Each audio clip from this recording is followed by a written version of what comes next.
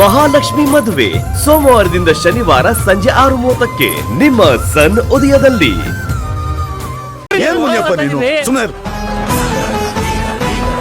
ನೋಡಿ, ನಮ್ಗಿರೋದು ಒಬ್ಳೆ ಮಗಳು. 100 ಎಕರೆ ಅಡಿಕೆ ತೋಟ ಇದೆ, ತೆಂಗಿನ ತೋಟ ಇದೆ, 20 ಎಕರೆ ಕಬ್ಬಿನ ಗದ್ದೆ ಇದೆ, ಜೊತೆಗೆ ನಮ್ದೇ ಸಕ್ಕರೆ ಫ್ಯಾಕ್ಟರಿ ಇದೆ.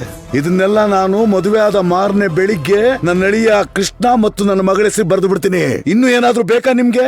ಕೇಳಿ, ಕೊಡೋ ತಾಕತ್ ನನಗಿದೆ, ಕೊಡ್ತೀನಿ.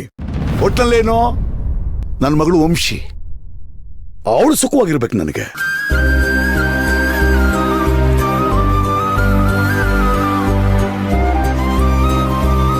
ನಮ್ ದೊರೆಸ್ವಾಮಿ ಗೊತ್ತು ಏನು ಅಂತ ಈಗ್ಲಾದ್ರೂ ಗೊತ್ತಾಯ್ತಾ ನಿಮ್ಗೆ?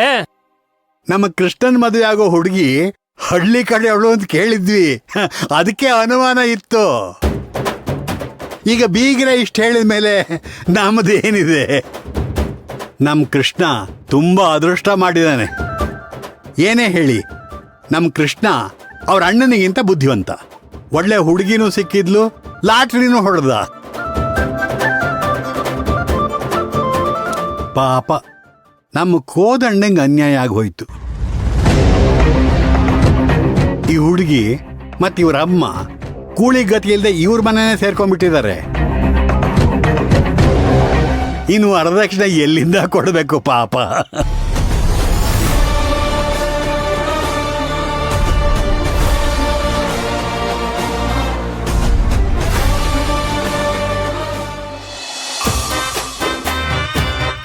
Hi, my name is pakoda.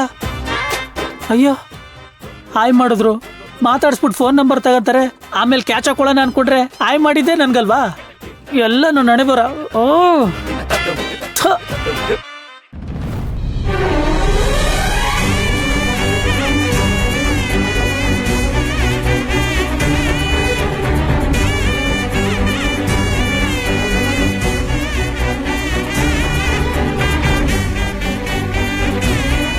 ದೊಡ್ಡಪ್ಪ, ದಯವಿಟ್ಟು ಇದನ್ನೆಲ್ಲ ಇಲ್ಲಿಗೆ ನಿಲ್ಸ್ಬಿಡಿ ಸಾಕು.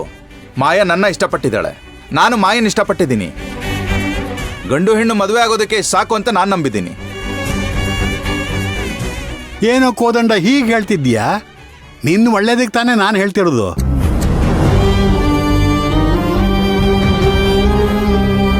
ದೊಡ್ಡಪ್ಪ, ನಮ್ಮ ಒಳ್ಳೇದನ್ನ ನೋಡ್ಕೊಳಕ್ಕೆ ನಮಗ್ ತುಂಬಾ ಚೆನ್ನಾಗಿ ಗೊತ್ತಿದೆ. ನೀವು ಈ ಸಂದರ್ಭದಲ್ಲಿ ಈ ತರ ಮಾತಾಡೋದು ಸರಿ ಅನ್ಸ್ತಾ ಇಲ್ಲ.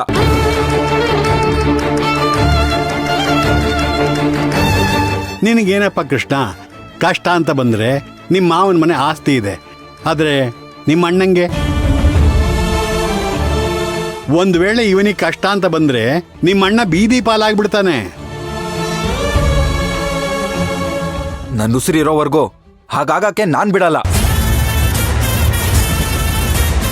ನಾನ್ ದುಡ್ದಿದ್ದಾಗ್ಲಿ, ನಮ್ಮ ಅಣ್ಣ ಸಂಪಾದನೆ ಮಾಡೋದಾಗ್ಲಿ ಎಲ್ಲ ನಮ್ಮ ಅಣ್ಣಂದೆ. ನಮ್ಮ ಮನೇಲಿ ನಮ್ಮ ಅಣ್ಣನ ಅಪ್ಪಣೆ ಇಲ್ದೆ ಒಂದೇ ಒಂದು ಹುಲ್ಕಡ್ಡಿನೂ ಆಚೆ ಈಚೆ ಹಾಕಕ್ ನಾನ್ ಬಿಡಲ್ಲ.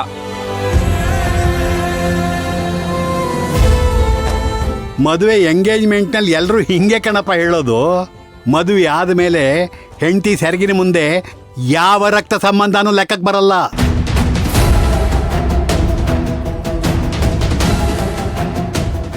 ಭಾವ, ನಮ್ಮ ವಂಶಿ ಆ ಥರದ ಹುಡುಗಿ ಅಲ್ಲ.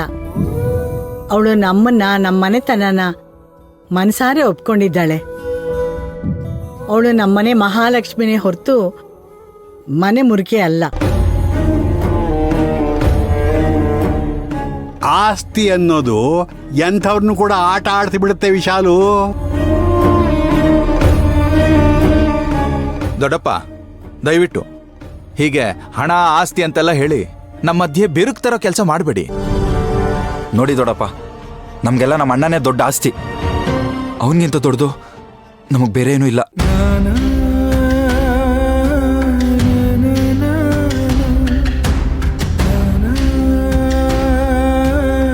ಅಣ್ಣ ತಮ್ಮಂದ್ರು ಅಂದ್ರೆ ಹೀಗಿರ್ಬೇಕಪ್ಪ. ಥೇಟ್ ರಾಮ ಲಕ್ಷ್ಮಣ್ ತರ ಇದ್ದಾರೆ.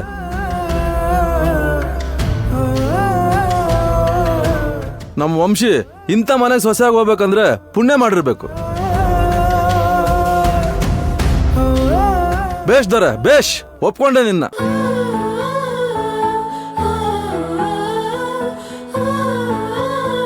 ಮುಹೂರ್ತದ ಸಮಯ ಮೀರೋಗ್ತಾ ಇದೆ, ನೀವಿಬ್ರು ಕುತ್ಕೊಳ್ಳಿ.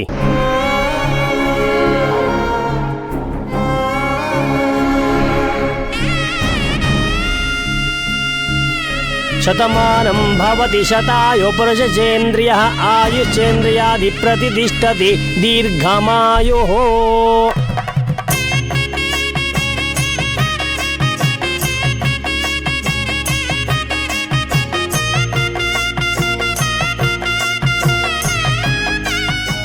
ಬೆಂಗಳೂರು ಜಿಲ್ಲೆಯ ಕೆಂಗೇರಿ ವಾಸಿಗಳಾದಂಥ ಶ್ರೀಮತಿ ವಿಶಾಲಕ್ಷಮ್ಮ ಹಾಗೂ ಶ್ರೀ ವಿಶ್ವನಾಥ್ರವರ ಜ್ಯೇಷ್ಠ ಸುಪುತ್ರ ಚಿರಂಜೀವಿ ರಾಜ ಕೋದಂಡ ಹಾಗೂ ಶ್ರೀಮತಿ ನಳಿನಿ ಇವರ ಪುತ್ರಿ ಚೀಸೌಕೋ ಮಾಯಾ ಮತ್ತು ಶ್ರೀಮತಿ ವಿಶಾಲಕ್ಷಮ್ಮ ಹಾಗೂ ಶ್ರೀ ವಿಶ್ವನಾಥ್ ಅವರ ದ್ವಿತೀಯ ಸುಪುತ್ರ ಚಿರಂಜೀವಿ ರಾಜ ಕೃಷ್ಣ ಹಾಗೂ ಮಂಡ್ಯ ಜಿಲ್ಲೆಯ ಮಲ್ಲೇನಹಳ್ಳಿಯ ಗ್ರಾಮವಾಸಿಗಳಾದ ಶ್ರೀಮತಿ ದೇವಕಿ ಹಾಗೂ ಶ್ರೀ ದೊರೆಸ್ವಾಮಿ ಇವರ ಏಕೈಕ ಸುಪುತ್ರಿ ಚೀಕುಂ ಸೌ ವಂಶಿಕಾ ಇವರ ವಿವಾಹ ಮಹೋತ್ಸವವನ್ನ ಸ್ವಸ್ತಿ ಶ್ರೀ ವಿಜಯಾಭ್ಯುದಯ ಶ್ರೀಮಾನ್ ಶಾಲಿವಾಹನ ಶಕ 1948ಕ್ಕೆ ಸರಿಯಾದ ಶುಭ ಶ್ರೀ ಪ್ರಭವನಾಮ ಸಂವತ್ಸರ ಉತ್ತರಾಯಣ ಶುಭ ಋತು ಮಾರ್ಗಶಿರ ಮಾಸ ಶುಕ್ಲ ಪಕ್ಷ ಪಂಚಮಿ ತಿಥಿ ಉತ್ತರಾಷಾಢ ನಕ್ಷತ್ರ ಮುಂದಿನ ತಿಂಗಳು 12ನೇ ತಾರೀಕು ವಿವಾಹವನ್ನು ನಡೆಸಲು ಗುರು ಹಿರಿಯರೆಲ್ಲರೂ ನಿಶ್ಚಯ ಮಾಡಿರುತ್ತಾರೆ.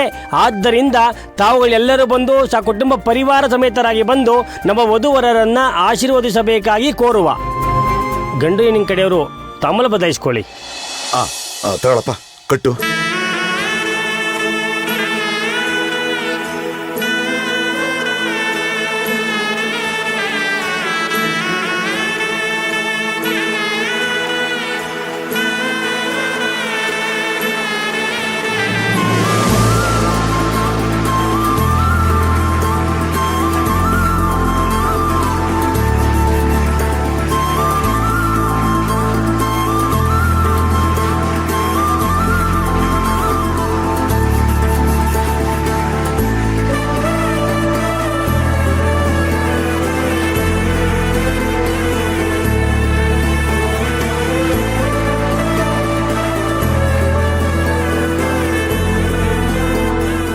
ಮುಹೂರ್ತ ಮೀರೋಗ್ತಾ ಇದೆ, ಬೇಗ ಬೇಗ ಉಂಗುರ ಬದಲಾಯಿಸ್ಕೊಳ್ಳಿ.